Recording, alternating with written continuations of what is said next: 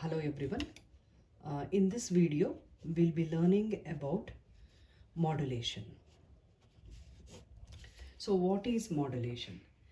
Modulation is the process wherein some characteristics of a high frequency signal, which is nothing but an carrier signal, is varied in accordance to an instantaneous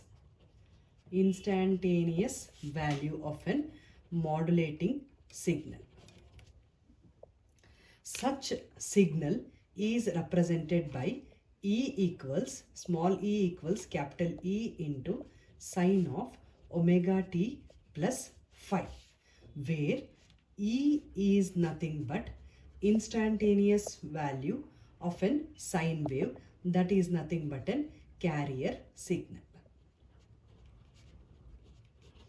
And capital E is nothing but maximum amplitude, where omega is angular velocity, or it can also be angular frequency, and phi is the phase relation with some reference. So as we have seen, any of these characteristics can be varied. That is either an amplitude or a frequency or an phase. If amplitude is varied, then that results in amplitude modulated signal. If frequency is varied, that results in frequency modulated signal. If phase is varied, then that results in phase modulated signal. Why exactly we need to go in for modulation? Because of few factors. Reduction in antenna length, avoid mixing up of signals, to increase range of communication, as well as to improve the quality of reception.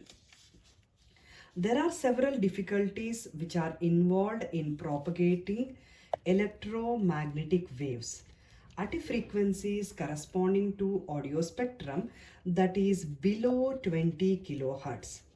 For effective transmission as well as reception, the transmitting antenna and receiving antenna's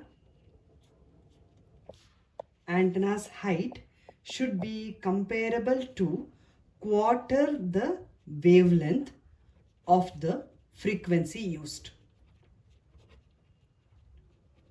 That is, for transmitting a signal of 1 megahertz, the antenna height will be approximately equal to 75 meters.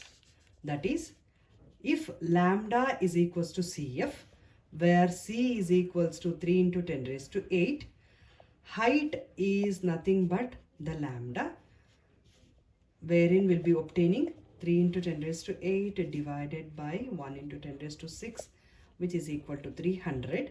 And here, as we have seen, it is quarter the wavelength, 300 by 4, which is equal to 75 meter. Now let's consider in lower frequencies, that is for example 15 kilohertz, wherein the antenna height will be approximately equal to 5000 meters.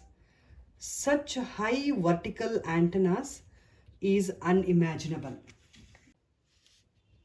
Next one, transmitting signals directly, wherein the sound is concentrated within the range of 20 hertz to 20 kilohertz. All the different sources, that is the signals coming from all different sources, will be mixed up, and it will become very difficult to separate all these signals. Therefore, it is necessary to translate them to a different portion of an electromagnetic spectrum, which is called as the pigeonhole, wherein allocating an set of bandwidth. This overcomes the difficulty of poor radiation at low frequencies. Once the signals are translated at the receiver end, that signal is being fed to an tuned circuit to make sure that the desired set of spectrum is obtained, rejecting the unwanted signal.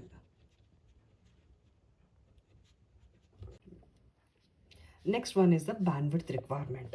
The bandwidth required for a given transmission should depend upon the bandwidth occupied by a modulating signal. Example, a high fidelity audio signal occupies a range of 50 Hz to 15,000 Hz, whereas a bandwidth of 300 to 3400 Hz is sufficient for television signals. This will become complex when a non-sinusoidal wave comes into picture. For example, if it is a square wave, then there is a rapid rise and fall times in the signal, which results in numerous high order harmonics in its spectrum display. Thank you.